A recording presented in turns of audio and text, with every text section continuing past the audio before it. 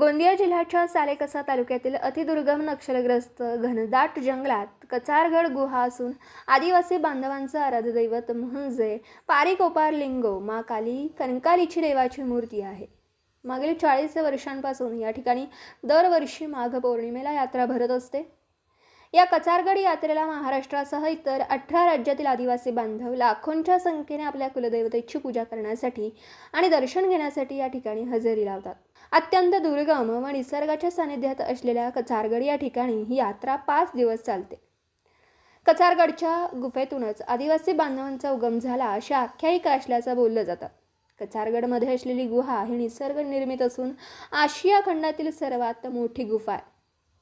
या गुहेत एकाच वेळेला जवळपास 5000 भाविक दर्शन घेऊ शकतात। तर आज आदिवासी धर्मगुरू आणि आमदार संजय पुराम यांच्या हस्ते या ठिकाणी ध्वजारोहण करण्यात आलं। या यात्रेनिमित्त आदिवासी बांधवांच्या संस्कृतीचं दर्शन पाहायला मिळतं। यात्रेकरिता महाराष्ट्र, मध्य प्रदेश, छत्तीसगड, आंध्र प्रदेश, बिहार, ओरिसा, झारखंड, उत्तर प्रदेश, मिझोराम, मेघालय आदी 16 राज्यातून लाखोंच्या संख्येने आदिवासी भाविक येतात। कचारगडच्या गुहेत आदिवासी बांधवांचं आराध्य दैवत म्हणजे पारिकोपार लिंगो मा काली कंकाली मातेची मूर्ती असून आपल्या कुलदैवताचं दर्शन घेत आपल्या संस्कृतीमधील परंपरा कायम राखत आदिवासी बांधव मोठ्या श्रद्धेने या ठिकाणी उपस्थिती लावतात। त्याचप्रमाणे विविध राज्यातील विभिन्न आदिवासी बांधव या यात्रेवेळी आपापल्या राज्याच्या परंपरेनुसार आदिवासी नृत्याचं, संस्कृतीचं सादरीकरण करतात। त्यामुळे संस्कृतीचा अभ्यासकांसाठी ही यात्रा एक प्रकारची पर्वणीच ठरते। या आदिवासी बांधवांच्या यात्रेदरम्यान आदिवासी समाजातील रोटी बेटीचे व्यवहारही मोठ्या प्रमाणात होतात। त्यामुळे या यात्रेला अतिशय महत्त्व असतं।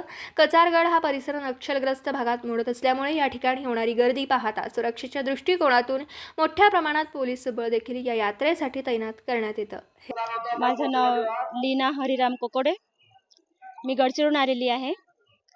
दरवर्षी या पावन कचारगड भूमीमध्ये माघ पौर्णिमेमध्ये 5 दिवसाची जत्रा भरवण्यात येते आणि याची विशेषता आदिवासी समाजाचे कुलदैवत उगमस्थान आदिवासी समाजाचा कचारगड या भूमीतून झालेला आहे। पहांदी पारिकोपार लिंगो आदिवासी समाजाचे गुरु आणि दाई कली कंकाली यांचे तीर्थस्थान आमच्या आदिवासी समाजाचे म्हणून ओळखले जाते। ह्या कचारगड पावनभूमीला आदिवासी समाज 16-17 राज्यातून दरवर्षी लाखो 10 लाखांच्या संख्येमध्ये इथं उपस्थिती दर्शवतात आणि हजारो भक्त एका दिवसातून 1 लाख लोकांपेक्षा जास्त भावी भक्त दर्शन घेऊन इथून जात असतात। आणि आशिया खंडातली एक नंबरची गुफा म्हणून सर्वात मोठी गुफा म्हणून देशात आज प्रसिद्ध झालेली आहे आणि आपल्या आदिवासी सगळ्या उगमस्थान ह्याच कचारगड भूमीतून झालेला आहे। धन्यवाद।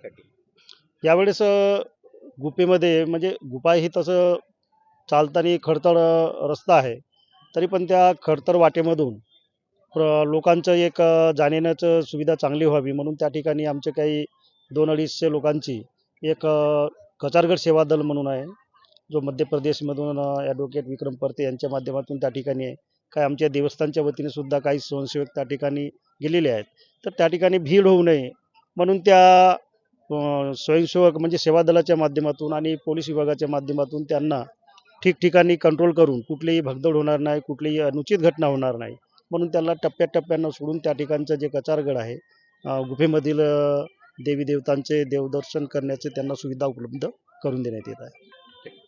गोंडियन धर्मगुरू पहांदी पारिकोपार लिंगो यांचे दर्शन घेण्यासाठी संपूर्ण भारतभरातून या कचारगडमध्ये येऊन गोंडियन सगा बांधव श्रद्धासुमन आपले अर्पित करतात। दरवर्षी कचारगडमध्ये हा मोठा कार्यक्रम होतो। या कार्यक्रमाच्या निमित्ताने भोजनदान सुद्धा ह्या ठिकाणी होतो। आरोग्य शिबिरची सुद्धा ह्या ठिकाणी व्यवस्था केली जाते शासनाच्या माध्यमातून। जिल्हा परिषद गोंदियाच्या माध्यमातून पाणी पुरवठा, जिल्हा परिषद गोंदियाच्या माध्यमातून आरोग्य, त्याचप्रमाणे पाटबंधारा विभाग, PWD विभाग, पोलीस विभाग, आदिवासी विकास विभाग या सर्व विभागाकडून या कचारगडच्या यात्रेसाठी मोठ्या प्रमाणात निधी दिली जाते। दरवर्षी या कचारगडमध्ये लाखोच्या संख्येने गोंडियन सगाजन ह्या ठिकाणी येतात. खरं म्हणजे दरवर्षी या कचारगडमध्ये सेंट्रलचे मंत्री असतील, राज्याचे मंत्री असतील, ते या ठिकाणी येतात. दरवर्षी कुठल्या ना कुठल्या प्रकारचे घोषणा करून या ठिकाणी कामं मोठ्या प्रमाणात होतात. परंतु मुख्य मागणी या ठिकाणच्या समितीच्या सदस्यांनी, या क्षेत्राचा आमदार म्हणून ज्यांनी माझ्याकडे केलेली आहे, निश्चितच लाखो लोकांना राहण्याची गैरसुविधा होतो आहे, सुविधा नाही आहे. आणि त्याच्यामुळे या कचारगडमध्ये जवळपास 100 कोटी रुपयाची निधी जर उपलब्ध झाली, महिलांसाठी स्वतंत्र इमारत, पुरुषांसाठी स्वतंत्र इमारत, अशा प्रकारे भव्य इमारती या ठिकाणी आपण भक्तनिवासची व्यवस्थाच्या दृष्टिकोनातून मागणी आलेली आहे.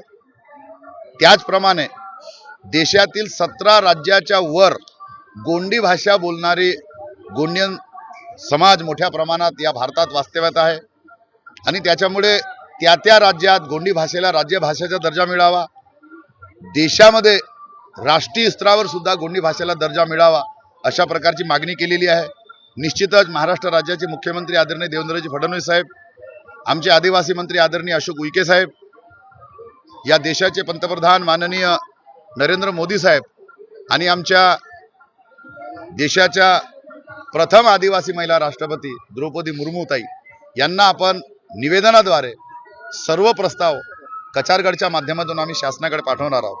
निश्चितच जे सुविधा आतापर्यंत या कचारगडला लाभलेली नाही, भेटलेली नाही, ती या येणाऱ्या 5 वर्षाच्या काळामध्ये या क्षेत्राचा आमदार म्हणून प्रखरतेने आपण करण्याचा पूर्णपणे नियोजन केलेलं आहे.